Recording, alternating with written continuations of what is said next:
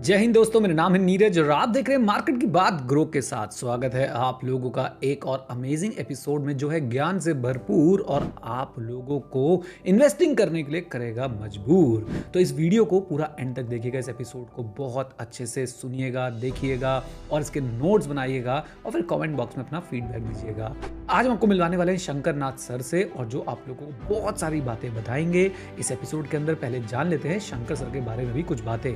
Shankar sir ने दिल्ली के Shri Ram college of commerce यानी एसआरसीसी से बीकॉम ऑनर्स किया है और एमबीए गुड़गांव से मार्केटिंग और फाइनेंस में एमबीए। 2002 में अपना एमबीए खत्म करने के बाद से लेके अभी तक शंकर सर ने बहुत सी रेप्यूटेड कंपनीज के साथ काम किया है, जैसे कि NIIT, ICICI bank, GE money, Bharti AXA, HDFC standard life insurance और फाइनली ईटी मनी, जहां उन्होंने 7 सालों तक काम किया as a senior vice president and content creator. Investing, personal finance और मनी से रिलेटेड अनगिनत डेटा रिच वीडियोस बनाने के बाद 2022 में शंकर सर ने डिसाइड किया वो एक इंडिपेंडेंट क्रिएटर की तरह काम करना चाहते हैं। आज शंकर सर स्टॉक मार्केट और फाइनेंस के स्पेस में अपने सालों के रिच एक्सपीरियंस के चलते एक एक्सपर्ट माने जाते हैं एंड आई एम श्योर आप लोगों को इनके एक्सपीरियंस से बहुत कुछ सीखने को मिलेगा। तो अब इंतजार किस बात का, उठा लीजिए अपनी कॉपी, उठा लीजिए अपना पेन, बैठ जाइए स्क्रीन के सामने या फिर लगा लीजिए अपने हेडफोन्स स्पॉटिफाई पे और शुरू कर दीजिए इस एपिसोड की जर्नी को मेरे और शंकर सर के साथ। और जरूर जरूर जो भी सीखेंगे वो नीचे लिखेंगे। तो शुरू करते हैं मार्केट की बात ग्रो के साथ with Shankar Nath sir. Shankar sir, welcome to the show. कैसे हैं आप? All fine, Neeraj. Thank you. Thank you so much for having me here. तो बहुत सारे क्वेश्चंस हैं मेरे पास और मुझे पूरा विश्वास है कि रिटेल इन्वेस्टर्स आज जो है बहुत कुछ यहाँ से सीख के जाएंगे और बहुत सारी चीज़ों को वो अप्लाई भी करेंगे अपनी लाइफ में। तो सबसे पहले मैं जानना चाहता हूँ कि आपका इन्वेस्टिंग में इंटरेस्ट कैसे आया? आपको कैसे झुकाव बना आपका इन्वेस्टिंग की तरफ? Okay, so मैंने अपना MBA year 2000 से 2002, so I had done it from MDI Gurgaon hmm, and वहाँ पे दो चीज़ें हुई जो काइंड ऑफ जिसने मेरा इंटरेस्ट बिल्डअप किया इन्वेस्टिंग के थ्रू। फर्स्ट था वी एक्चुअली क्रिएटेड इंडिया का सबसे पहला student run mutual fund. Okay. और वो म्यूचुअल फंड आज भी है, उसका नाम हुँ, उन्नति है। हुँ, हमने 2001 में शुरू किया था एंड क्योंकि मुझे उतना इन्वेस्टिंग के बारे में आता नहीं था, तो उन लोगों ने जो टीम था, उन्होंने मुझे वहाँ का मार्केटिंग मैनेजर बना दिया। हुँ, तो I actually had an NFO process hmm, जिसमें मैंने कन्विंस किया मेरे जो स्टूडेंट्स हुँ, बैचमेट्स थे, मेरे जो सीनियर्स थे, even professors, I made presentations on how a mutual fund runs and what we are going to do etcetera. तो कुल मिला के हमने 53,000 रुपीज़ कलेक्ट किया। Wow! It's not bad hmm, for hmm, 2001 with a right, student-run body, but we hmm, started with that. The second thing that really pushed me towards investing is one of our courses was by a gentleman named Sanjay Bakshi, hmm, and he's considered one of India's best value investors even today. And he had this course called Security Analysis and Business Valuation. Hmm, and that was like मतलब जैसे होता है ना आँखें खुल जाती हैं hmm, and he introduces you to a completely new world जो हुँ, आपको पता नहीं था। I think that really pushed me and you know with all due respect to everyone else, I think वो मेरा सबसे फेवरेट कोर्स था वो 2 साल के एमबीए प्रोग्राम में। So that really kind of what was my start towards investing. Right. So it was like Warren Buffett meeting Ben Graham? Uh, वो Warren buffet तो थे, हम क्या थे हमें पता नहीं, नहीं। नहीं, आप वॉरेन बफे थे, वो बेन ग्राहम थे। हाँ, तो यस आप बोल सकते हो कि he was more like the actually मैं उनको वॉरेन बुफे उतना नहीं बोलूँगा, I think he was more Ben Graham. Hmm, उस टाइम पे जो डिस्कशंस होते थे वो ज़्यादा बेन ग्राहम वाले ही होते थे। हुँ, एंड आपने नोटिस किया होगा वो नाम जो था उनका कोर्स का वो था security yes, analysis yes. And business valuation. Right, so right. तभी मैंने बात बोली, राइट, हाँ, सिक्योरिटी हाँ, एनालिसिस हाँ, जो बुक है। Great.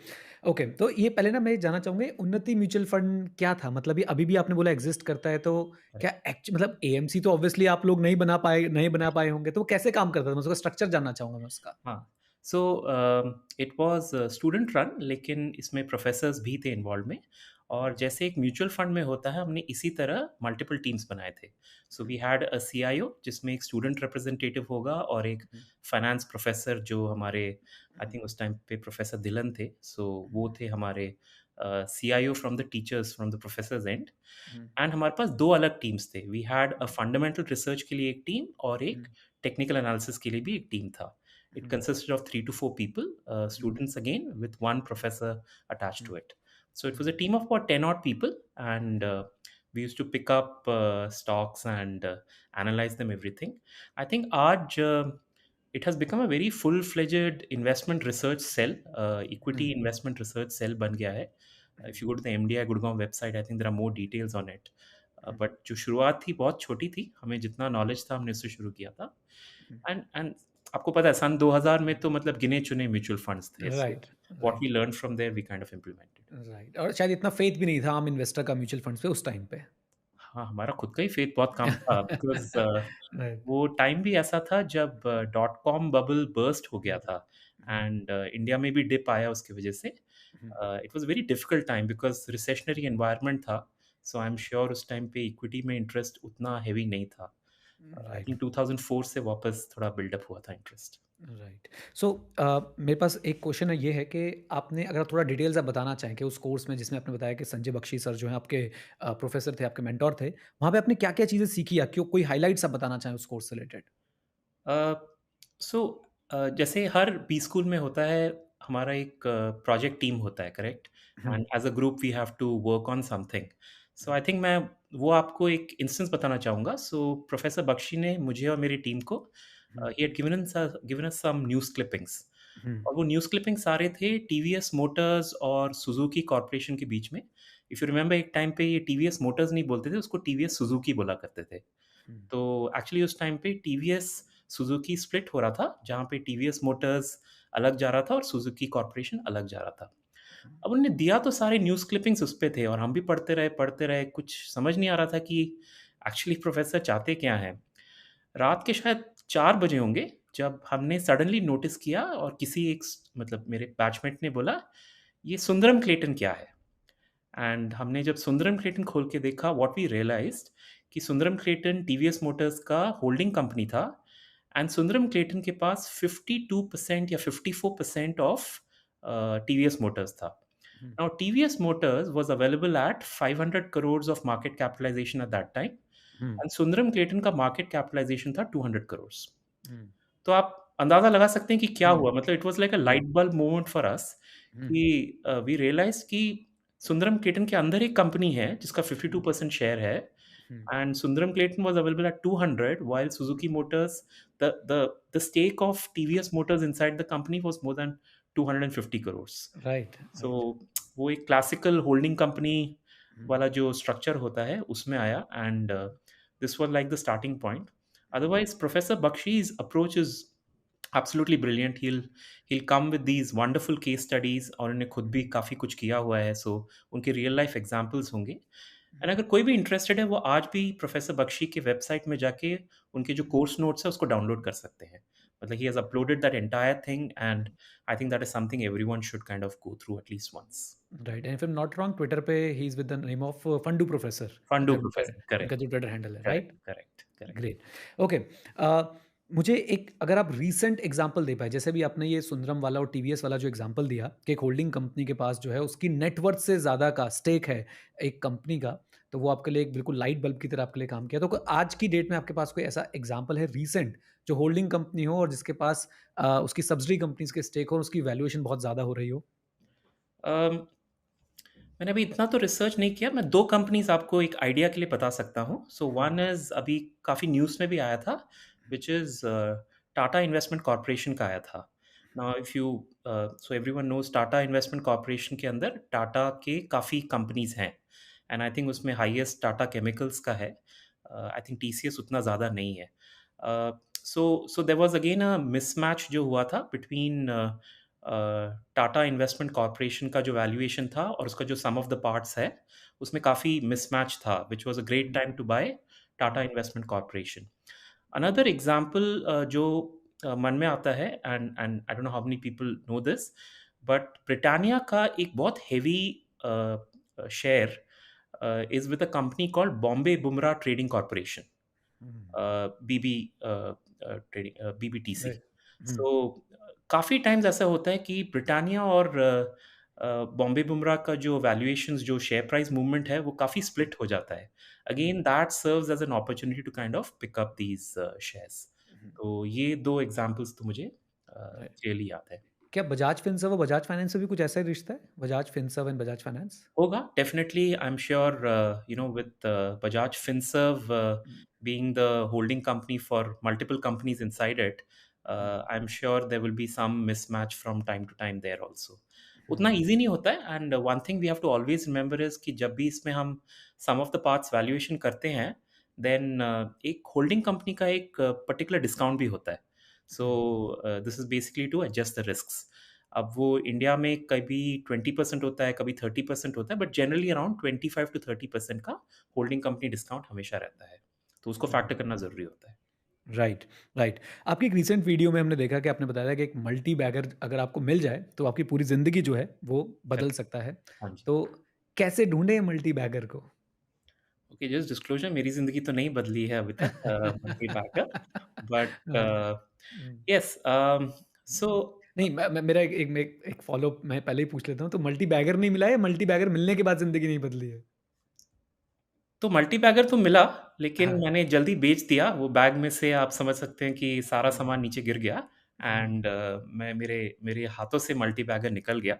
Hmm, But to answer your question, I hmm, think uh, I've looked at multiple models, and that's what I like to do. So I hmm, try and understand कि बाकी लोग क्या कर रहे हैं, और उसमें से जो जो अच्छी चीज़ें हैं मैं उसको पिकअप हुँ, करता हूँ। अब हुँ, मल्टी बैगर समझने के लिए आई थिंक 3 लोगों के काम को देखा जा सकता है। So first is a gentleman named Christopher mayor, जिन्होंने एक किताब भी लिखी है 100 टू 1, व्हिच इज़ बेसिकली आप कैसे ₹1 को ₹100 बना सकते हैं, which is what a 100 bagger is basically. Second is definitely we should look at Peter Lynch. I think he's the foremost authority in terms of money management. Hmm, end of course एक concept है coffee can investing का। आपने काफ़ी शायद आपने सौरभ मुखर्जी को हुँ, interview भी किया था इस प्रोग्राम के राइट, ऊपर। So he is right, hmm, one of the flag bearers of coffee can investing at least in India. Hmm, and अगर इन तीनों मॉडल्स को अगर ध्यान से समझे, तो एक मल्टी बैगर में वो क्या 4-5 चीज़ें होती हैं, आई थिंक वो मिल सकता है। So just to very hmm, quickly run through it. Hmm, coffee can investing 2 चीज़ें पे ज़्यादा फ़ोकस करता है।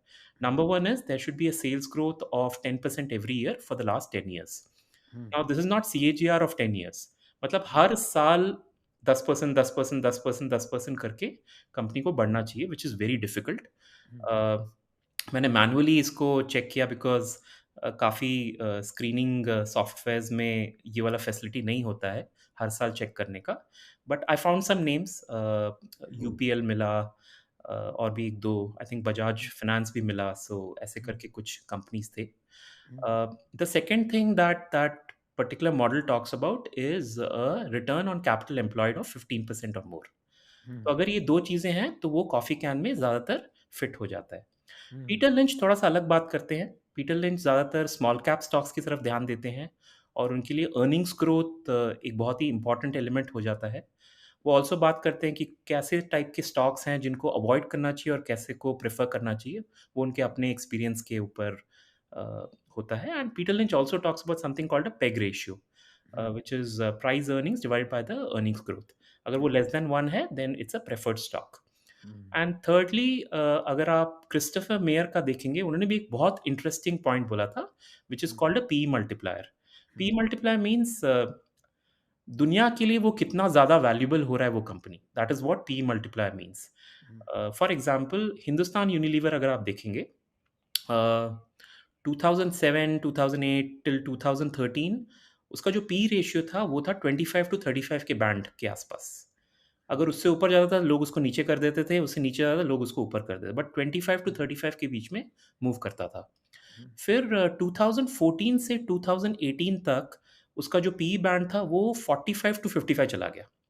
हुँ, अब इसका रीज़न हो सकता है कि ये कंपनी और वैल्यूएबल हो गया है, या लोगों को और अपॉर्च्युनिटीज़ नहीं मिल रहे हैं उस टाइम पे, which is another way of saying कि ये कंपनी ज़्यादा वैल्यूएबल है।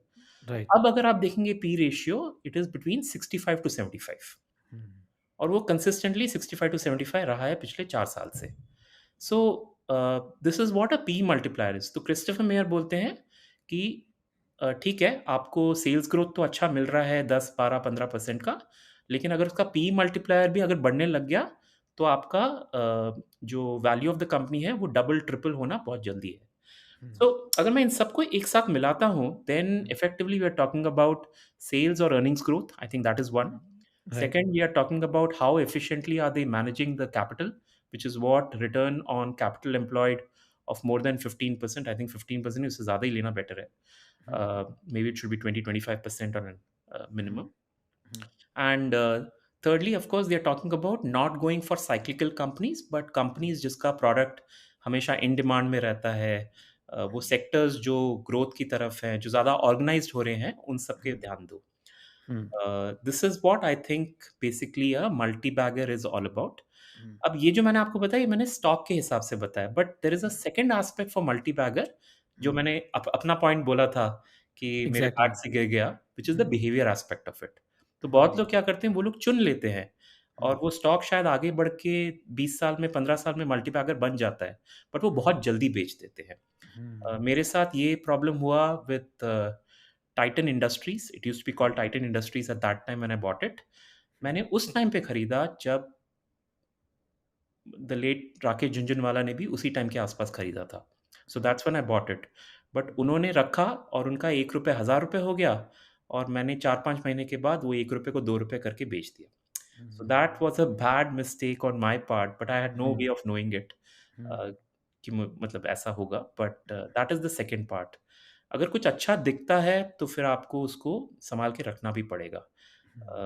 You can not kind of मतलब बेचते रहो, खरीदते रहो, वो करोगे तो मल्टी-बैगर तो आपको नहीं मिलने वाला। So the behaviour part is important.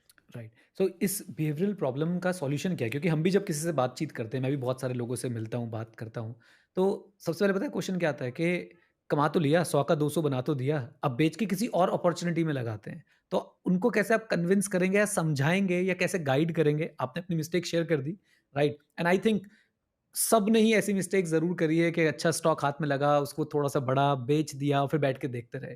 तो इसको कैसे आप कन्विंस करेंगे आप सामने वाले को कि ये मिस्टेक वो ना करें? या उनको करने देंगे और करके सीखेंगे वो? So I think the best way of looking at it is कि व्हाट आर द ऑड्स। मतलब मैं हर चीज़ को ऐसे ही इवैल्यूएट करता हूँ। मैं एक अलग तरीके से आपको ये बताता हूँ। सो फॉर एग्ज़ाम्पल आज भी कोई आके बोलता है कि मैं इसको इक्विटी में डालूँ अपने पैसे को या फ़िक्स्ड डिपॉज़िट में डालूँ? एंड मेरा सबसे पहला सवाल होता है कि इक्विटी में आप 12% एक्सपेक्ट कर रहे हो, फ़िक्स्ड डिपॉज़िट में 8% एक्सपेक्ट कर रहे हो। व्हाट आर द ऑड्स कि आपको 12% मिल जाएगा? अगर कोई मुझे बोलता है कि 90% ऑड्स है, मैं बोलता हूँ ठीक है, डालो फिर इक्विटी में। अगर कोई बोलता है कि नहीं ओनली 30% ऑड्स है, तो मैं बोलता हूँ नहीं फिर मत डालो, because it's simple mathematics at the end of the day, it's a game of probability. I think ये मल्टी-बैगर और ये अनटाइमली सेलिंग ऑफ जिसको हम लोग बोलते हैं, उसको स्टॉप करने का भी मेरे ख्याल से तो यही है that what are the odds number 1। And second is आपको हमेशा ये याद रखना चाहिए आपने वो क्यों खरीदा बिगिनिंग में। If you bought it for a particular purpose कि हाँ, ये कंपनी इतने प्लांट बना रही है, इसके सेल्स इतने हो जाएँगे। जब तक वो पीरियड नहीं आ जाता, उससे पहले आपको मतलब आपको बेचना नहीं चाहिए actually. Right. So I think this is how at least I look at it. It's not a very exact science, मतलब ऐसा कोई फ़ॉर्मूला नहीं है मेरे पास, but this is one way in which I look at it. Right, right. So multibaggers spot करना एक बात है और उन्हें होल्ड करके रखना एक और बात है और आई थिंक होल्ड करके रखना आपने बताया कि थोड़ा ज़्यादा डिफ़िकल्ट हो जाता है। Correct, right. करेक्ट क्योंकि एक उसमें कोई एक फ़ॉर्मूला थोड़ा नहीं होता। राइट, एक चीज़ मैंने और भी अभी आपकी बातों में से मैं सुन रहा था, तो आपने बोला कि एक स्टॉक मल्टी बैगर बन जाता है 15 से 20 साल में। आई थिंक ये सुन के भी ना ऑडियंस बड़ा ना कभी-कभी ऑफेंड हो जाता है कि 15-20 साल किसने देखे हैं। हमें तो मल्टी बैगर चाहिए जो 1 साल में डबल हो जाए या ट्रिपल हो जाए या 10 टाइम्स हो जाए। तो इस पे क्या थॉट्स हैं? सो अगेन इसको अगर मैथमेटिकली आप देखें, ठीक है, बेसिकली 1 रुपए 10 रुपए बनता है हुँ, 20 साल में एट 12.2%। हुँ, अगर यही आपको उसको 100 बनाना है, then it is not 12.2%, the stock has to grow by 26%, 25.9%। तो अगर 1 रुपए को आप 26% पे ग्रो करवाएँगे 10 साल के लिए, then it becomes a 100 bag. I think that's the mathematics if I am not wrong. That is very difficult actually. Hmm, so you are right, लोग ऑफेंड तो हो जाते हैं, बट अगर आप 26% बना सकते हैं, then you have compounded your money at a rate even bigger than what Warren Buffett has done. Because hmm, शायद उन्होंने ही 20% पे किया है या 21-22% पे राइट, किया है, right. But 26% is like quite tough actually. You'll be one of the best money managers in the world to actually grow money at 25%.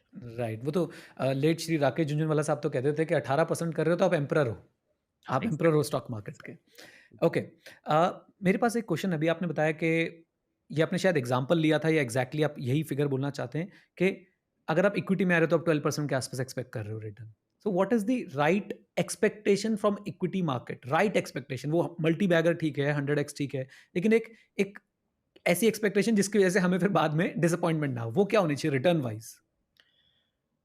मेरा कैलकुलेशन बहुत सिंपल होता है। I do it as inflation plus 6%। क्या बात है! मतलब मैं same thought process रखता हूँ बिल्कुल, बड़ा अच्छा लगा सुन के, कॉन्फिडेंस आया अपने थॉट पे। Inflation plus 6%। जब अगर वैसे मेरा काउंटर क्वेश्चन क्या आता है या फिर मेरा इस पे फ़ॉलो अप क्वेश्चन क्या बनता है, अगर हम यही टारगेट कर रहे हैं एंड वी ऑल नो हमें अभी तक निफ्टी 50 ने, इंडेक्स ने लगभग इतना ही रिटर्न दिया। अगर हम 20 साल का भी डेटा देखें, पूरा बैक टेस्ट करें, तो हमें यही डेटा मिलने वाला है कि भाई इन्फ्लेशन प्लस 6-7% हमें निफ्टी 50 ने दिया है। और फिर उसके बाद इतनी सारी एक्सरसाइज़ कि भई अगर हम इंडिविजुअल स्टॉक में जाते हैं, उसे रिसर्च करते हैं, हम उसके बारे में सोचते हैं, अपना समय देते हैं, राइट? और कई बार फिर हमारे डिसीजंस गलत भी हो जाते हैं। तो विल यू सजेस्ट समवन कि भई अगर आप इतना रिटर्न एक्सपेक्ट कर रहे हो, तो it's better to go for a index fund और इंडेक्स इन्वेस्टिंग और पैसिव इन्वेस्टिंग?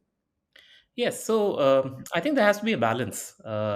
Like मेरा खुद का पर्सनल काइंड ऑफ जजमेंट यही रहता है कि मुझे कुछ पैसे अपने स्टॉक्स में रखता हूँ मैं, which is where I play mostly with small cap stocks, and for my larger cap mid cap kind of allocation जो होता है मेरा, उसके लिए मैं ज़्यादातर इंडेक्स की तरफ ही ज़्यादा झुकाव है मेरा। राइट, एक्टिव फंड्स भी होते हैं, बट इंडेक्स की तरफ ज़्यादा मूवमेंट ऑलरेडी हो रहा है मेरी तरफ से, तो so that's right. What I recommend to people. Right, and I think setting the right return expectation is also important in stock market, otherwise हम लोग फिर वो ट्रैप्स के लिए जो है वो फंसते चले जाते हैं। करेक्ट। ग्रेट, आपकी एक वीडियो में हमने देखा कि आपने बताया कि higher the risk lower the return, although थोड़ी सी वाइब्स आपके पुराने वाले आंसर में उसकी आ गई, पर मैं हाँ। फिर भी चाहूंगा कि आप उसमें डिटेल में थोड़ा सा बताएं कि कैसे ये higher the risk lower the return, ये क्या इक्वेशन है? क्योंकि ट्रेडिशनली एमबीए स्कूल में या फिर हमारे सीए कोर्स में हमेशा सिखाया जाता है कि हायर द रिस्क तो हायर द रिटर्न, बट ये क्या इक्वेशन है higher the risk lower the return? तो आप समझ सकते हैं कि हम मैं कितने कन्फ्यूजन से अपने एमबीए स्कूल में गया, बिकॉज़ हम लोग अपने फाइनेंस प्रोफेसर की क्लास में जाते थे, वो बोलते थे higher the risk higher the return, lower the risk lower the return. फिर हम प्रोफेसर बख्शी के क्लास में जाते थे, जहाँ पे वो बिल्कुल उसका उल्टा बोल देते थे कि higher the risk lower the return and vice versa. इसको मैं एक एग्जांपल के साथ शायद समझाता हूँ, maybe it might be easier. So let's say आप एक मिडलमैन हैं, सो नीरज मैं आप ही का एग्जांपल लेता हूँ, ठीक है? आप एक मिडलमैन हैं, एंड मैं एक बायर हूँ, let's say of some small article, ठीक है? राइट, क्या वो आर्टिफ़िशियल कुछ रिंग-विंग टाइप का कुछ रख लीजिए, ठीक है? राइट, एंड मैं आपको बोलता हूँ कि मैं आपसे ₹100 में लेने के लिए रेडी हूँ। अब आप बाज़ार में जाते हैं, 2 दुकानें हैं वहाँ पे, so there is shop A and shop B. Shop A आपको रिंग सप्लाई करेगा, let's say at ₹40, and shop B आपको वही रिंग सप्लाई करेगा exactly identical at ₹55। So question to you, Neeraj, is where is your risk higher when you buy it at 40 rupees or when you buy it at 55 rupees? So that depends on many things, मतलब 55 वाला quality कैसी दे रहा है या फिर Same quality. आई think मैं बोलूँगा कि मैं 40 वाली बाय करूँगा क्योंकि मेरा कॉस्ट प्राइस कम आएगा। Exactly. Right? So your risk is also low because कल को अगर मैं समझ लीजिए भाग गया, मैंने ऑनर नहीं किया मेरा साइड ऑफ द कॉन्ट्रैक्ट, तो आपका losses will be restricted to 40 only and not 55. So your risk is lower when you buy 40 rather than buying 55. अब मुझे बताइए रिटर्न आपका ज़्यादा कहाँ पे है? रिटर्न ज़्यादा कहाँ पे है? हाँ। अब मैंने 40 का लिया तो मैं आपको 100 का अगर सेल कर रहा हूँ तो रिटर्न भी इसमें ज़्यादा मिलेगा। करेक्ट। तो अगर आप राइट। वापस जस्ट 1 मिनट बैक आप जाके सोचें आपने क्या बोला? 40 पे आपने बोला कि आपका रिस्क लो है लेकिन रिटर्न हाई है, और 55 में आपने बोला कि आपका रिस्क हाई है और रिटर्न लो है। रिटर्न लो है, this right. Is exactly how good investing works. And ये इन्वेस्टिंग ही नहीं है, अगर आप एक्चुअली अभी नोटिस करेंगे, uh, take it in any scenario, यहाँ पे काफ़ी आपके व्यूअर्स कंपनीज़ में काम कर रहे होंगे। So if you let's say you have a good engineer for example, तो वो आपको एक तो क्वालिटी भी काम करके देगा, अच्छा करके देगा, और ऊपर से he will make sure that कभी कोई स्लिपेजेस ना हो, टाइमलाइन्स मिस नहीं होगा। So again the risk of employing that guy is actually low and the return is actually high.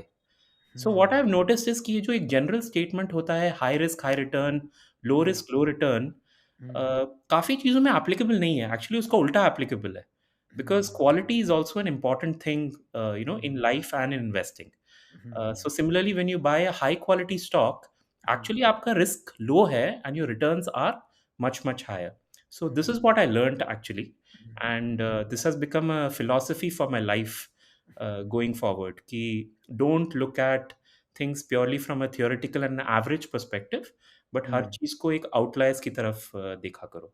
Hmm, Uh, इसका ऑपोजिट भी हो सकता है। सो समझ लीजिए कोई राइट, एम्प्लॉयी है आपका हम्म, जो उतना टैलेंटेड नहीं है इस टाइम पे। तो hmm, again when you give him work, his quality might be low and the chances of him slipping out on the work or taking more time will be high. So the reverse is also true here, right? So it's higher the risk, lower the return. So it works both ways. So right. this is what I mean by and इसको valuation के साथ आप देखें, एक simple मैं उसी पे index. आ रहा था एग्जैक्टली। हाँ जी, प्लीज बताइए। हाँ जी। सो सो हम लोग एक नॉर्मल स्टैंडर्ड पी रेशियो बात करते हैं, राइट? सो हम्म, इंडेक्स अभी हमारे सामने ही जब कोविड आया था तो काफ़ी गिर गया था, राइट? पी रेशियो डाउन हो गया था। सो अगेन अब आप पी रेशियो ऑफ समझ लीजिए 12 13 14 पे खरीदते हैं, the chances of the Sensex going down even further is actually low, but the returns can be phenomenal after that, correct? Right. मतलब यही बोला जाता है ना हमें कि पी रेशियो जब लो होता है तो और खरीदो, बिकॉज आपका लो रिस्क है और आपका रिटर्न्स हाई है। So that's how we connected with valuations also. If you get a right. very good quality business at a very cheap price, then you are facing a high return, low risk scenario. Right. अब talking about valuations, अगर हम अभी का scenario देखें and specifically अगर हम large cap की बात करते हैं, हाँ तो जी। मेरे ख्याल से अब वो अपने पीक पे पहुंच गई हैं सारी लार्ज कैप कंपनीज। अगर इफ नॉट ऑल, तो जो हमारी जो मेजर ऑर्गेनाइजेशंस हैं निफ्टी फिफ्टी की, वो अपनी पीक की तरफ पहुंच चुकी है।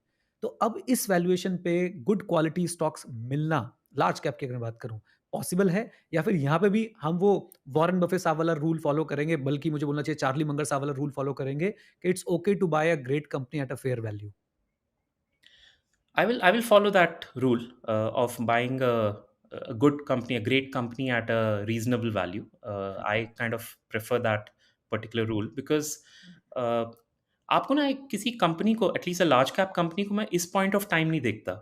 मेरे पास उसके एक काफ़ी बड़ा हिस्ट्री है, शायद 25-30 साल का हिस्ट्री है, और उस 25-30 साल में उसने बहुत कुछ किया है। It has hundreds of clients, it has a huge market share, उसके पास प्राइसिंग पावर होता है। इन सब का कुछ तो वैल्यू होता है और काफ़ी ज़्यादा वैल्यू होता है एक्चुअली इन्फ्ले जब आप वैल्यूएशंस करते हैं। So I would not ignore that ever. आपको बस ओवर वैल्यूएशन नहीं होना चाहिए। That's what I think one needs to be careful of at least when a large cap kind of a situation comes in. वो मैं इसलिए भी बोल रहा हूँ बिकॉज़ लार्ज कैप में once again the sales growth जो आपको मिलेगा, जो हमने इससे पहले मल्टीपैगर में बात किया था, वो इतना हाई नहीं होता है।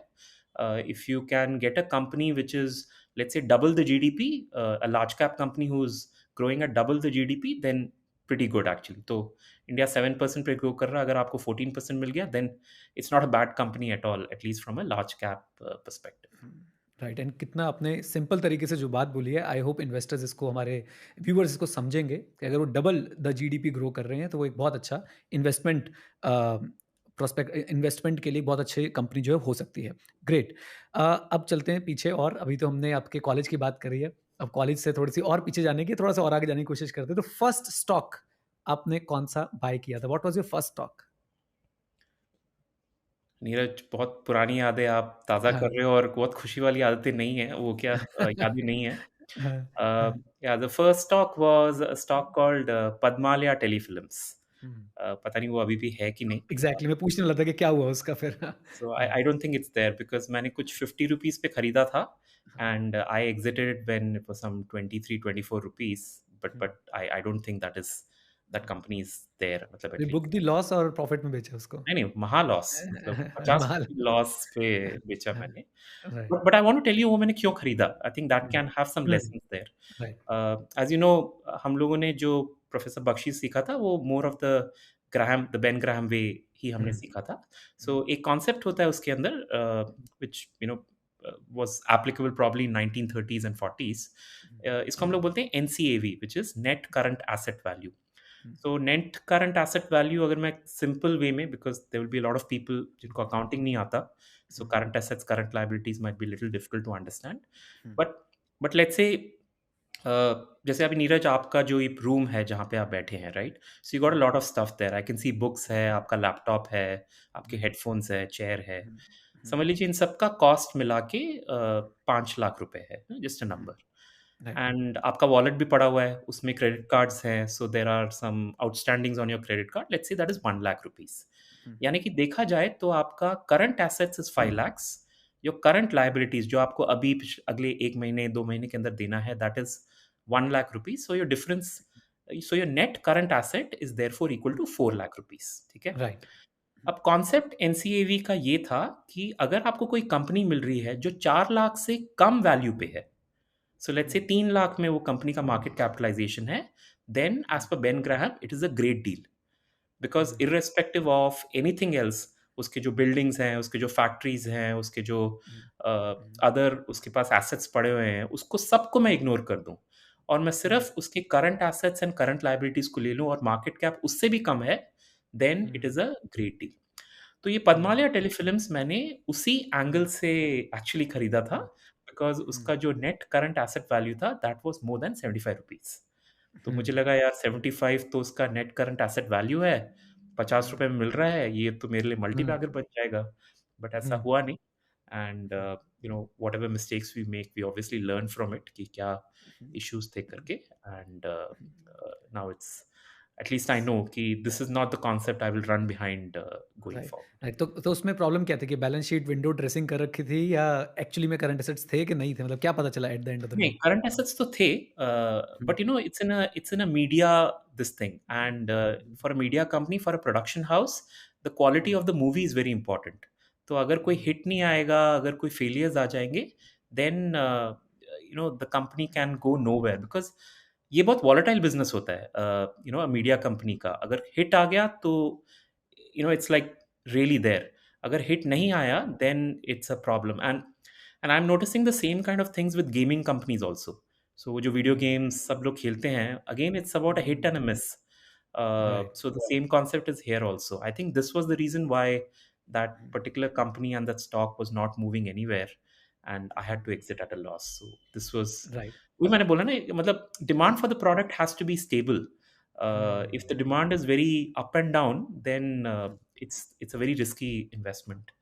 Right. That's what I learned. क्या हम यहाँ से ये भी लेसन ले सकते हैं कि सिर्फ़ एक एस्पेक्ट को देख के मैं इन्वेस्ट नहीं करना है? मतलब जैसे आपने वो एनसीएवी बताया, सिर्फ़ और Correct. सिर्फ़ किसी भी ऐसे एक कॉन्सेप्ट के बेसिस पे आपने इन्वेस्ट नहीं करना है। आपको पूरा हाइजीन चेक करना पड़ेगा, फिर वो बिज़नेस क्या है, उस कंपनी का कॉम्पिटिटिव एडवांटेज है कि नहीं है, मार्जिन ऑफ सेफ्टी मिल रहा है या नहीं मिल रहा है। मतलब 4-5 जो एस्पेक्ट्स जो बेसिक एस्पेक्ट्स होते हैं, वो सारे चेक करने हैं, सिर्फ़ एक के बेसिस पे इन्वेस्ट नहीं करना है। Can we conclude this like? 100% correct, yes, 100% correct Neeraj, because hmm, uh, hmm, एक एक एंगल से देखेंगे तो सी व्हेन यू जब हम लोग खरीदते हैं कुछ, तो it's like a marriage, right? And you putting in actual money behind it. तो हुँ, आप एक मैरिज से पहले बहुत सारे एस्पेक्ट्स को चेक करेंगे, राइट? हुँ, सिर्फ नंबर्स देख के नहीं होगा, आपको उसका स्टोरी चेक करना है, हुँ, उसका इंडस्ट्री चेक करना है कि उसका ग्रोथ क्या है, regulatory whether there is any problem from a regulatory angle, ये सब चीज़ें भी चेक करनी पड़ती है। Hmm, there are lots of things to check. मतलब हुँ, आप सिर्फ एक स्क्रीनर देख के या पी रेशियो देख के कंपनी कभी नहीं खरीदना चाहिए। I think it's a very important point that you've raised. Right. And एक और इसी से रिलेटेड मैं बात करना चाहूँगा। तो अभी आप एक वीडियो में आप ये भी बता रहे थे कि अंडर वैल्यूड कंपनीज़ हमें ढूँढनी चाहिए, राइट? अंडर वैल्यूड से आई थिंक हम यही कहना चाहते थे कि जिनकी वैल्यू इंट्रिंसिक वैल्यू से कम चल रही हो, जिनकी अभी जो शेयर प्राइस है वो इंट्रिंसिक वैल्यू से कम चल रहा हो। तो ऐसी कंपनीज़ को कैसे ढूँढें? और कई बार हमने ऐसा देखा है कि ऐसी कंपनीज़ मिलती हैं लेकिन वो at the end of the day हमें पता चलता है कि वो सिर्फ वैल्यू ट्रैप थे। तो इसमें बहुत सारे क्वेश्चंस बनेंगे। पहले तो वैल्यू ट्रैप से शुरू करते हैं कि what do you mean by value trap? अगर एक आम आम जनता को अगर हम समझाना चाहें, तो वैल्यू ट्रैप में क्या समझाएँगे? सो वैल्यू ट्रैप का मतलब है कि जब आप किसी स्टॉक को सामने से देखते हैं, तो वो लगता है कि एक परफेक्ट स्टॉक है। यानी कि हुँ, उसका पी रेशियो कम है, उसका सेल्स भी हो रहा है, उसके पास कैश बहुत सारा है, उसके इसमें डेट नहीं है। सो हुँ, देख के ऐसा लगता है कि this is like the perfect stock. Hmm, but actually उसका जो स्टॉक प्राइस है वो कहीं मूव करता ही नहीं है। या तो हुँ, फ्लैट रहता है या हुँ, एक्चुअली डाउन चला जाता है। That is what a value trap is. मतलब इट्स लाइक दिखता है value, but it's hmm. You are actually trapped inside it. मतलब तो आप कुछ नहीं कर सकते। यूट्यूब की भाषा में बोले तो क्लिकबेट वाली वीडियोज़। क्लिकबेट वाली वीडियो आप बोल सकते हैं, करेक्ट, कि आप घुसे उसके अंदर क्योंकि आपको अच्छा लगा, फिर आपको उसके अंदर कुछ कंटेंट ही नहीं मिला, once you went inside it. Right, right. So that is what value trap effectively is. आपका क्वेश्चन इसमें था? इसमें इसमें कोई रीसेंट एग्जांपल आप देना चाहेंगे? मेरे मन में 1-2 स्टॉक्स आ रहे हैं, पहले मैं आपसे जानता हूँ, फिर मैं अपने स्टॉक्स बताऊँगा। कुछ अगर बता पाएँ कि कोई रीसेंट आपको ऐसा वैल्यू ट्रैप दिखा हो या कोई वैल्यू ट्रैप हो जिसमें बहुत सारे रिटेल इन्वेस्टर्स इस समय फँसे हुए हैं? सो एक मैंने एग्जांपल लिया था, हुँ, एचटी मीडिया का लिया था, हुँ, जिसको अगर आप ट्रैक करेंगे राइट फ्रॉम 2017 जब मैंने पहली बार इन्वेस्ट किया था, hmm, so I did not make money on that, obviously hmm, not. Hmm, but तब से अगर आप ट्रैक कर, उस टाइम पे क्या था, कंपनी शायद 2000 करोड़ का था, hmm, and the cash inside that company itself was more than 900 crore. Hmm, तो it is like a good deal, right? मतलब you hmm, already there is 900 crore inside the company और सब कुछ अच्छा था। The P ratio was less than 9, hmm, उसका price to book value भी काफ़ी अच्छा था। Everything seemed to be perfect about that hmm, company. But then there were lot of headwinds. अब हेडविंड्स क्या थे? हुँ, उसका आई थिंक उसका जो न्यूज़पेपर पब्लिकेशन में जो एडवर्टाइज़िंग हो रहा था, वो कम होने लग गया था because of all the other things. लोग अलग-अलग जगहों पे एडवर्टाइज़ कर रहे थे, न्यूज़पेपर हुँ, में कम कर रहे थे। Hmm, there was also some issues relating to their own internal structures, कुछ कॉर्पोरेट समथिंग, कुछ स्प्लिट्स-विट्स कुछ हो रहा था, कुछ तो था उसके अंदर। Hmm, I don't hmm, recall right now. But because of that क्या हुआ, वो stock it lost 75% of its value. Hmm, तो वो जो 2000 करोड़ का था उस टाइम पे मार्केट कैप, अभी शायद 600-500 करोड़ का मार्केट कैप, मतलब काफ़ी घट गया है actually. Hmm, so that is one value trap I remember. Hmm. आज से 2 साल पहले शायद आईटीसी को भी वैल्यू ट्रैप के नाम से जो है वो बुलाया जाता था कि राइट। ये स्टॉक जो है कहीं ऊपर-नीचे मतलब बल्कि ऊपर भी नहीं जा रहा, नीचे भी नहीं जा रहा, बहुत स्टेबल ₹200 होके जो वाला है वो स्टॉक है, मतलब ना राइट, इधर राइट। जाता है ना उधर जाता है। Right, right, right. ग्रेट। हाँ, तो अब मैं यही जानना चाह रहा था कि कैसे अंडर वैल्यूड कंपनीज़ ढूँढें और कैसे वैल्यू ट्रैप्स को अवॉइड किया जाए? सो इसमें भी मल्टीपल मॉडल्स हैं। मैंने आपको जैसे पहले भी वीडियो में बताया था, एक हुँ, वैल्यू इन्वेस्टिंग कॉन्सेप्ट है और एक ग्रोथ इन्वेस्टिंग करके कॉन्सेप्ट है। आई थिंक दोनों हुँ, का मकसद एक ही है, हुँ, आपको अंडर वैल्यूड कंपनीज़ को की तरफ आपको मूव करवाना। हुँ, पहले मैं वैल्यू इन्वेस्टिंग पे ज़रा बताता हूँ। So hmm, value investing is actually asset based होता है, जो मैंने आपको एनसीएवी वाला कॉन्सेप्ट बताया था। सो that is hmm, one way of looking at it, and mostly value investing works around that particular thing. Hmm, uh, आजकल ज़्यादा मार्केट ग्रोथ की तरफ ही ज़्यादा जा रहा है। I think that's what people are mostly looking at, कि कैसे ग्रो किया जा सकता है। और उसमें जो हमने मल्टी बैगर में जो पॉइंट्स डिस्कस किए थे, विच इज़ सेल्स ग्रोथ हो गया, अर्निंग्स ग्रोथ हो गया, पी हुँ, मल्टीप्लायर एक्सपेंशन हो गया, उसका रिटर्न ऑन कैपिटल एम्प्लॉयड हो गया, इवन हुँ, अदर चीज़ें हैं जैसे free cash flow is a very important concept. Hmm, free cash flow is basically your operating cash flow minus your capital expenditure, यानी कि कितना कैश कंपनी राइट। के पास है हुँ, अलग-अलग चीज़ों में स्पेंड करने के लिए, which can be dividends, which can be hmm, growing hmm, more of the company etcetera. Hmm, so free cash flow is again very important. Hmm, low leverage is important, यानी कि डेट उसका कम होना चाहिए hmm, as a percentage of the assets. Hmm, and एक चीज़ जो मैं काफ़ी इंपॉर्टेंटली देखता हूँ वो है ओनर ऑपरेटर। हुँ, मतलब कि instead of having professionals manage the company, hmm, if it is, let's say, the promoter who's hmm, not only the shareholder but hmm, he's also managing the company, then I seem to have a preference for that, because hmm, uska skin in the game hota hai, hmm, as compared to a lot of people jinka skin in the game utna nahi hota hai. Hmm, Why I raise this is because again जो modern companies हैं, जो internet era companies हैं, again उसमें आपको देखना पड़ता है कि जो चला रहा है, जो सीईओ है, उसका कितना स्किन इन द गेम है। कहीं की जगह हुँ, पे तो बहुत ही कम होता है, maybe it's 3% 4% also. Right. The if it should be a decent level, so hmm, that all stakeholders have the same incentive to do well. That's hmm, also important. Right. But कभी-कभी ये एक negative point नहीं हो जाता कि जो owner operator आपने जो भी बात बोली, कई बार उसमें ऐसा नहीं होता कि बहुत ज़्यादा वो कंट्रोल में है and he can manipulate the accounts, he can manipulate the business. ऐसा हमने रीसेंट पास्ट में देखा भी मतलब ये दो-धारी तलवार बनती है। वो है, और इसने आपने स्मॉल कैप में ज़्यादा देखा होगा ये राइट। पर्टिकुलर इश्यूज़ का। Hmm, see actually honestly Neeraj, India में मतलब कहने को तो 5000 कंपनी है, but hmm, actually the investable companies are only about 300 odd companies. Hmm, वो 300 कंपनी में से ही हमें खेलना पड़ता है कि हुँ, कौन-सा अच्छा है और कौन-सा नहीं है। And I think promoter and the way he is kind of working through, वो काफ़ी इम्पोर्टेंट होता है। Capital allocation decisions are very important. इसका मैं एक उस दिन मैं एक ट्रांसक्रिप्ट पढ़ रहा था, एक किसी कंपनी का, that company is into something, okay, I don't remember what it is into, but और मुझे वो कंपनी काफ़ी अच्छा लगा था।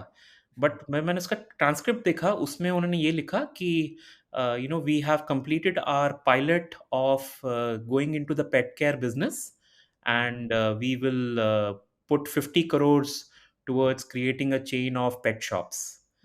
तो मैंने, यार ये कंपनी क्या कर रही है? मतलब इसका कोई पेट से कोई लेना-देना तो है ही नहीं, मतलब why is it kind of diversifying into an area जो उसको पता ही नहीं है, मतलब कोई एक्सपर्टीज़ नहीं है, कुछ नहीं।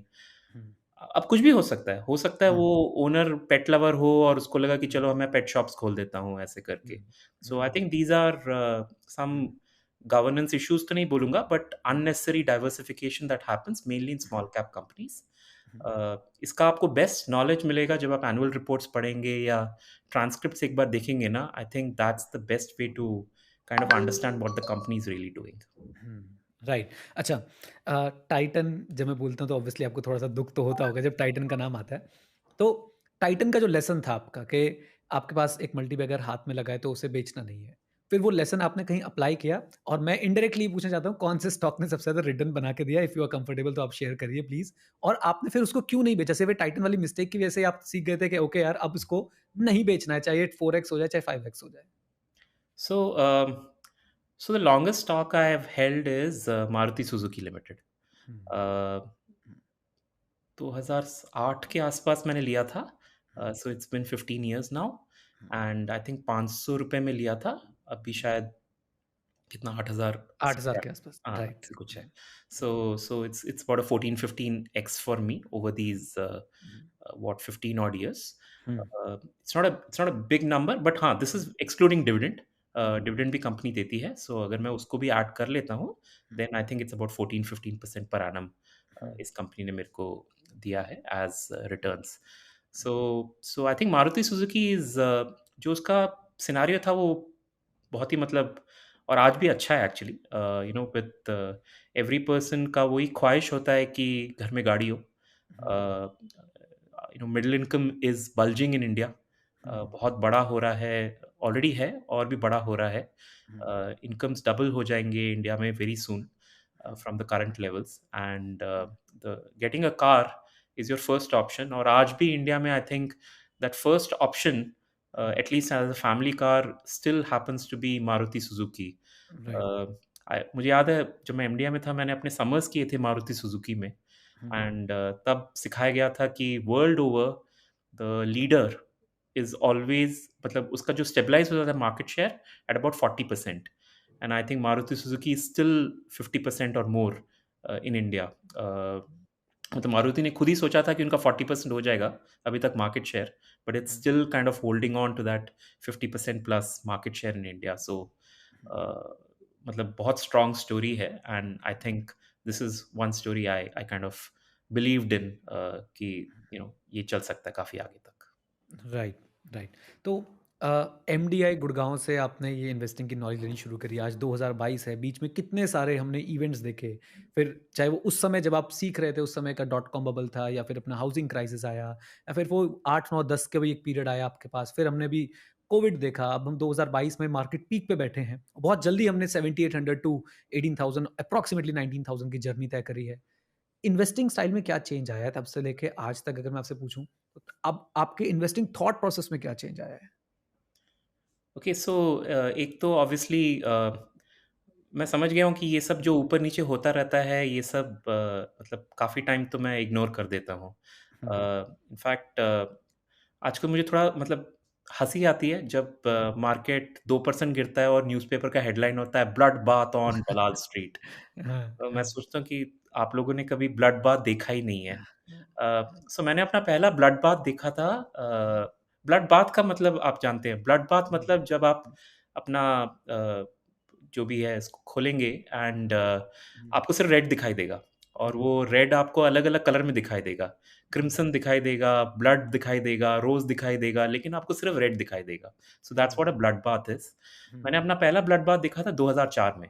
हुँ, अ, जब मैं आईसीआईसीआई बैंक में काम करता था, एक क्लाइंट का पहले कॉल अटेंड किया, फिर 10 बजे मैंने आईसीआईसीआई डायरेक्ट ओपन किया, तो देखा मार्केट इज़ नॉन ऑपरेशनल ऐसे करके लिख के आया। तो मुझे पता नहीं था इसका क्या मतलब होता है नॉन ऑपरेशनल, फिर बाजू में पूछा क्या हुआ? तो बोला वो आज मार्केट 10% डाउन है and stock market has been closed for 1 hour. तो ठीक है, फिर 1 घंटे बाद जब चालू हुआ, आई थिंक 10:45 और समथिंग चालू हुआ, फिर देखा within 10 seconds again it went down by another 5%, तो सेकंड ट्रिगर भी लग गया और फिर मार्केट फिर से क्लोज़ हो गया। So I've seen 15% triggers, I think 2-3 times now already. Uh, तो अभी मैं ये सब मेरे लिए नॉइज़ है, I don't bother. The only thing जो मुझे लगता है मार्केट्स को मूव करता है, that is your corporate earnings. अगर आप सी स्टॉक मार्केट कुछ नहीं है नीरज, अगर देखा जाए तो it is a combination of multiple companies inside it. और ये कंपनीज हवा में नहीं है, ये companies actually products and services बना रहे हैं जो people like you and me use करते हैं। हम उसके लिए पैसा देते हैं, we help those companies make a profit actually, right? Right. As long as those companies are making a profit, और अभी हमने बात किया right 14-15% of profit growth on an annual basis. अगर वो 14-15% हो रहा है तो technically your market should increase by 14-15%। अब वो कभी किसी साल में 40% बढ़ रहा है मार्केट, लेकिन अगले साल वो कॉम्पेंसेट करके वो -10% भी हो रहा है। तो एक्चुअली वो वही 14-15% पे ही मार्केट बढ़ रहा है और इसी नंबर पे ही बढ़ेगा। That is the mindset which I hold and that is the numbers I have also seen. आपने भी बोला Nifty 50 has grown by 12-13-14%, right? That's because the profits have also grown by 12-13-14%। And ये concept मेरे दिमाग में अभी बहुत clear है कि 12% ग्रो करेगा प्रॉफिट्स, तो मेरा 12% बढ़ेगा। और अगर आज मैंने ₹1 डाला है, तो at a compounding of 12.2% over 10 years, sorry 20 years, that is equal to ₹10। That is my index investing philosophy that I go with all the time. Right. I think ये बहुत सिंपल और बहुत ऑनेस्ट अप्रोच है और इससे आप कभी परेशान भी नहीं होते हैं कि नहीं, भाई रिटर्न्स नहीं मिल रहे और वो देखो 3x रिटर्न मिल रहा है, यहाँ पे तो इतना कम मिल रहा है, क्योंकि आप अगर रिटर्न एक्सपेक्टेशन को टोन डाउन करके रखते हैं तो अपने आप ही जो है आप एक, मैं बोलूँगा, ये तो नहीं बोलूँगा सुपर वेल्दी इन्वेस्टर, लेकिन एक हैप्पी इन्वेस्टर जो है वो ज़रूर बन जाते हैं। ओके, आई थिंक एक क्वेश्चन मेरे पास और भी था, आपने उसका आंसर पहले ही कर दिया। तो ये जो हो हल्ला जिसे आपने नॉइज़ बोला है, चल रहा है कि अभी इन्फ्लेशन है, अभी यूक्रेन रिसेशन। रशिया का वॉर है, राइट? उधर यूएस में कुछ प्रॉब्लम्स आ रही हैं, बहुत सारी चीज़ें जो एक साथ चल रही हैं। आई थिंक ये जो आपने अपना इन्वेस्टिंग स्टाइल जो आपने बताया जिसमें बदलाव आया है, हमने इसमें सम अप कर दिया कि चेंजेस तो ये होते रहेंगे। कॉर्पोरेट अर्निंग्स अगर बढ़ रही हैं तो हमें घबराने की ज़रूरत नहीं है, राइट? करेक्ट। राइट। एक आप इन्वेस्टर्स को, हमारे ऑडियंस को कौन-सी बुक्स रिकमेंड करना चाहेंगे इन्वेस्टिंग की, जो उनको पढ़नी चाहिए, उनसे उन्हें सीखना चाहिए? ओके, हुँ, एक तो शायद मैंने आपको पहले ही बता दिया, संजय हाँ। प्रोफेसर बख्शी का एक वेबसाइट है, I would hmm, encourage everyone to go there. Hmm, Google पे सर्च कर लीजिए वो वेबसाइट, हुँ, उसके अंदर काफ़ी कुछ मटेरियल ऑलरेडी है, so I think hmm, that is something good. Hmm, other than that, जैसे मैंने बोला, मैं एक्चुअली ट्रांसक्रिप्ट्स तो बहुत पढ़ता हूँ, मतलब जिसको बहुत इंटरेस्ट है स्टॉक्स के अंदर, I think they should definitely read up the annual reports and transcripts of those companies. Neeraj, मैं उतना ना बुक्स उतना ज़्यादा नहीं पढ़ता हूँ आजकल। Hmm. I think maybe because I have हाँ, already let's read a lot. हाँ, let's not restricted to books, कोई आर्टिकल जैसे आपने वेबसाइट बताई। हाँ, तो करेक्ट। पॉइंट ये है कि कहाँ से हम लोग सिम्प्लिफाइड भाषा में इन्वेस्टिंग के बारे में ज्ञान ले सकें और उसको ऐसा ज्ञान ले सकें जिसके बेसिस पे हम एक्शन भी ले सकें। ऐसा ना हो सिर्फ ज्ञान ही मिल रहा है। ठीक है, फिर मैं इसको ब्रेक करता हूँ। सो हुँ, सबसे पहले in terms of let's do it letters for example, okay, letters और आर्टिकल्स। हुँ, तो आपको पता है बर्कशायर हैथवे के लेटर्स काफ़ी फ़ेमस है, राइट? हुँ, काफ़ी लोग उसको पढ़ते हैं। Warren Buffett hmm, Buffett already writes it himself, so that's obviously good. और पिछले 30-40 साल के वो लेटर्स अवेलेबल हैं। So I think that's one good resource. Hmm, इसी तरह एक इन्वेस्टर थे, निक स्लीप। हुँ, आपको ये मिल जाएगा इंटरनेट पे। हुँ, निक स्लीप लेटर्स करके आप ट्राई करेंगे तो आपको मिलेगा। Again there are some 15-20 letters, again excellent letters, मतलब it's as good as Warren Buffett's letters. Uh, अलग पर्सपेक्टिव्स हैं लेकिन बहुत अच्छा लिखते हैं और काफ़ी सिम्प्लिफाइड वे में लिखते हैं, तो सबको समझने में बहुत अच्छा होगा। अ, इन टर्म्स ऑफ पॉडकास्ट और YouTube channels, I follow Munish Pabrai quite a bit. उनका एक चाय विद पाबराय करके है, उसका हुँ, पॉडकास्ट भी है और यूट्यूब भी है। Hmm, I think that is something worth following. Hmm, एक और है चैनल, मेब फेबर शो ऐसी हुँ, कुछ है। उसके अंदर थोड़ा मतलब अ, यूएस बेस्ड और यूरोप बेस्ड फंड मैनेजर्स वो सब होते हैं, but the hmm, kind of things that they talk about थोड़ा इंटरव्यू फॉर्मेट में होता है, but the kind of things they talk about बहुत ही इंटेंस होता है। सो अगर आपको डीप मार्केट्स के बारे में समझना है, so that is something I really like to kind of go through. Um, in terms of books, of course, Intelligent Investor, I would say, is more of a basic book. अगर आपको और deep जाना है, then Security Analysis खोल के देखना चाहिए. That's hmm, what was the Bible, you know, hmm, for value investing. At least that's the one that people prefer. Hmm, Um, what else? Bill Ackman, Pershing Square. I think one of the world's leading hedge fund managers. Hmm, Again, उनका एक 45 minutes का एक video है, हुँ, which is very interesting. He talks about basics of stock markets, etc. Hmm, And बहुत अच्छा production quality के साथ बनाया हुआ है, वो अच्छा है. हुँ, So I think that is something that needs to be looked at. Uh, yeah, I think these are the resources I can think of at the moment, at least जो मैं खुद यूज़ करता हूँ, और हुँ, एडवांस इन्वेस्टर्स के लिए अच्छा है, and even for beginners it's pretty good. Hmm. Market में हम इस समय एक न्यू हाई देख रहे हैं, ऑल्दो थोड़ा-सा अभी नीचे आया है, लेकिन हमने एक न्यू हाई देख लिया है और हमें लग रहा है कि अभी और वहाँ पे रहने वाला है कुछ समय के लिए। तो इस समय में एक रिटेल इन्वेस्टर्स के लिए आप क्या बताना चाहेंगे? मतलब लंप सम में इन्वेस्ट करने का सही समय है? स्टैगर्ड फॉर्म में जाएँ तो कितने समय का अपने पास वो ड्यूरेशन रखें कि आने वाले 1 साल, 2 साल में अपना पैसा लगाएँ या फिर 6 महीने में अपना पैसा लगा दें? इस समय रिटेल इन्वेस्टर्स को या दूर रहना चाहिए, क्योंकि ऐसा भी बोला जाता है ना कि जब हर कोई ग्रीडी हो तो आप लोगों को थोड़ा-सा जो है वो दूर रहना चाहिए। तो इस पे रिटेल इन्वेस्टर्स के लिए क्या थॉट है करंट मार्केट सिचुएशन के चलते? So Neeraj, I think this is the right time कि हर रिटेल इन्वेस्टर अपने वेल्थ को एक पोर्टफोलियो टाइप में समझे. इट्स नॉट अबाउट कि मुझे अभी इक्विटी में जाना चाहिए या नहीं जाना चाहिए. इट इज़ अबाउट आपको कैसे अपना पोर्टफोलियो बनाना चाहिए. हुँ, Maybe I can share a bit on my own this thing. Maybe that might help please. Hmm, the viewers. Uh, so सबका अपना अपना एक प्रेफरेंस होता है. मेरा खुद का प्रेफरेंस हमेशा ही रहा है of around 65% in equity and 35 in non equity. When I say non equity, ज़्यादातर डेट है, थोड़ा सा गोल्ड भी होता है उसके अंदर, हुँ, बट ज़्यादातर इट्स डेट. हुँ, एंड ये मेरे लिए सबसे कंफर्टेबल नंबर है. मैंने काफ़ी हुँ, ट्राई किया है. मैं एक टाइम पे 80% इक्विटी पे भी गया हूँ, 40% इक्विटी पे भी गया हूँ, but the number I am most happy with is hmm, 65-35. मेरा करंट एज ऑफ येस्टरडे जो रेशियो चल रहा है वो है 59 in equity and 41 in non equity. So hmm, this is a disclosure on my part. Hmm, again उसके अंदर जो मैं अपना 60 ले लेते हैं अभी के लिए. हुँ, हुँ, सो जो 60% जो होता है उसको भी मैं डिवाइड करता हूँ एज 50% जाता है लार्ज कैप्स में, हुँ, 20% जाता है मिड कैप्स में, 20% स्मॉल कैप्स में, और 10% जाता है इंटरनेशनल इक्विटी में. हुँ, Uh, so I'm a little more bullish on India as compared to the rest of the world. So that's why international is only 10% of my equity portfolio. हुँ, तो अब आपको एक idea मिल गया है कि मैं कैसे सोच रहा हूँ, right? I am hmm, very simply thinking कि ये मेरा पोर्टफोलियो वाला बॉक्स है. अब इससे मेरे को सबसे अच्छा फ़ायदा ये हुआ है कि मेरे एक्सपेक्टेशन ना ज़्यादा हिलते नहीं है. So I hmm, can actually go off to sleep for 1 hmm, year, hmm, and जब मैं आऊँगा ना, मुझे कुछ ज़्यादा फ़र्क नहीं पड़ेगा. हुँ, बिकॉज़ वो एक स्टेबिलिटी देता है, and it allows me to sleep peacefully at night.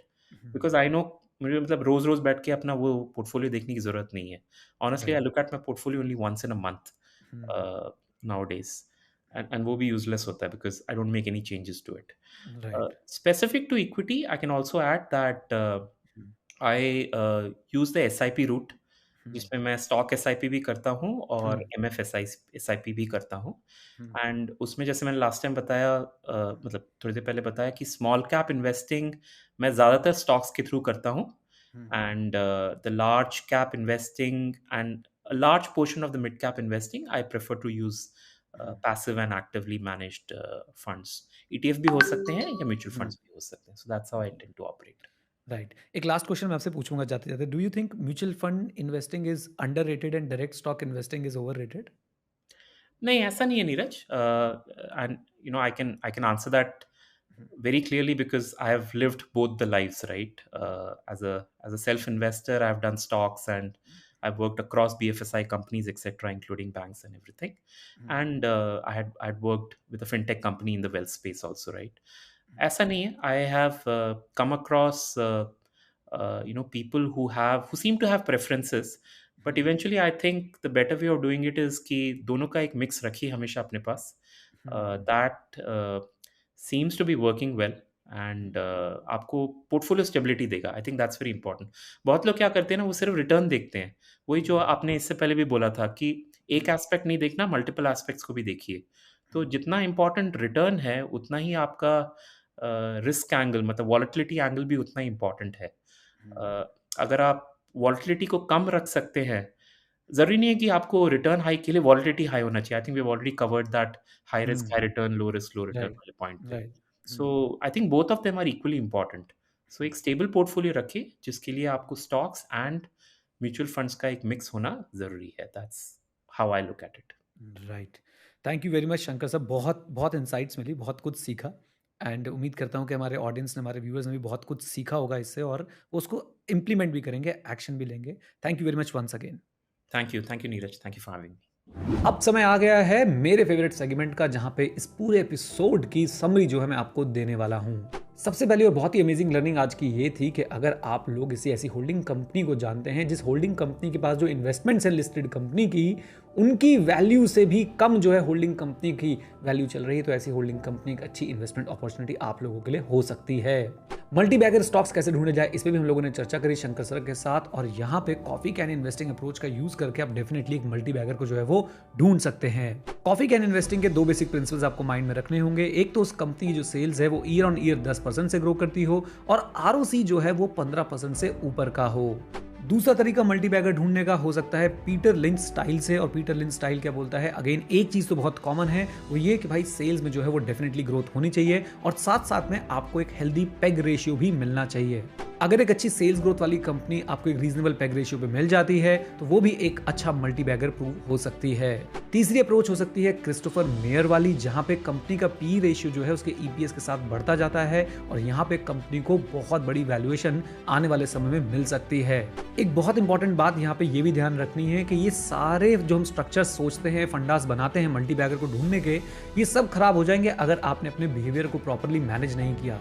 अपने बिहेवियर को मैनेज करना बहुत ज्यादा जरूरी है. जब आपके हाथ में कोई मल्टी बैगर स्टॉक हो तो उसको 2x 3x होने के बाद ना बेचें, उसको समय दें आगे बढ़ने का, आपके लिए वेल्थ क्रिएट करने का. जब बात होती है कि भाई स्टॉक मार्केट से रिटर्न कितना एक्सपेक्ट किया जाए, तो बहुत सिंपल और बहुत सरल आंसर यहाँ पे हम लोगों को मिला कि जितनी भी इन्फ्लेशन है, अगर उससे +6% आप लोग जो है रिटर्न कमा रहे हैं, तो आप लोग बहुत अच्छी वेल्थ जो है वो क्रिएट कर सकते हैं, और आप इन्फ्लेशन को भी बीट करते रहेंगे. फॉर एग्जाम्पल, अगर इन्फ्लेशन 6-7% के आसपास है, तो आपको 12-13% के आसपास का अगर रिटर्न मिल रहा है, CAGR मिल रहा है स्टॉक मार्केट से ईयर ऑन ईयर बेसिस पे, तो आप लोगों के लिए वो बहुत अच्छा रिटर्न है. हाँ, यहाँ पे एक बात और ध्यान रखिएगा कि अल्टीमेटली हमें ऐसा नहीं सोचना है कि हर साल मुझे 13% का रिटर्न मिले. हो सकता है किसी साल 40-50% रिटर्न मिले, और हो सकता है कि किसी साल आपका रिटर्न नेगेटिव में रहे, बट एक लंबे पीरियड के लिए ऑन एन एवरेज अगर आपको 13% का CAGR मिल जाता है, तो वो आपकी वेल्थ के लिए बहुत अच्छा रहेगा. एक काफी इंटरेस्टिंग चीज हमने और भी सीखी, जो ट्रेडिशनल ज्ञान से बिल्कुल ऑपोजिट जाती है, जहां पे हम लोग हमेशा सुनते रहते हैं कि higher the risk higher the return. इस एपिसोड में हमने देखा कि higher the risk lower the return, और लोअर द रिस्क तो हायर द रिटर्न. इसको बहुत अच्छे से जो है शंकर सर ने एक्सप्लेन किया था. अगर आपको एक ग्रेट कंपनी लो वैल्यूएशन पे मिल जाती है, तो वहां पे आप लोग जो है रिस्क बहुत कम ले रहे हैं, और आपके रिटर्न्स के चांसेस बहुत ज्यादा है. And it proves that lower the risk higher the return is also possible.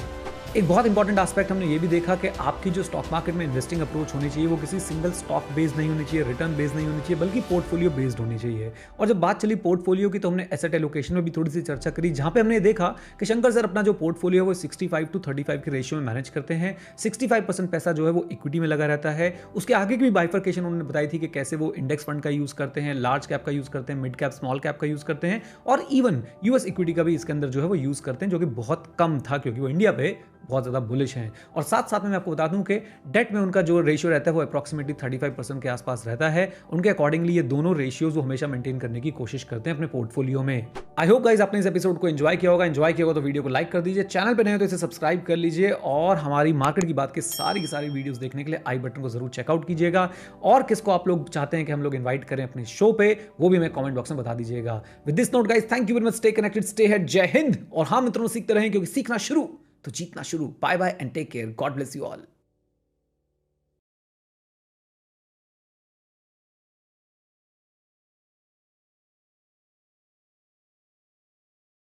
Investment in securities market are subject to market risks. Read all the related documents carefully before investing. Please read the risk disclosure documents carefully before investing in equity shares, derivatives, mutual fund, and or other instruments traded on the stock exchanges.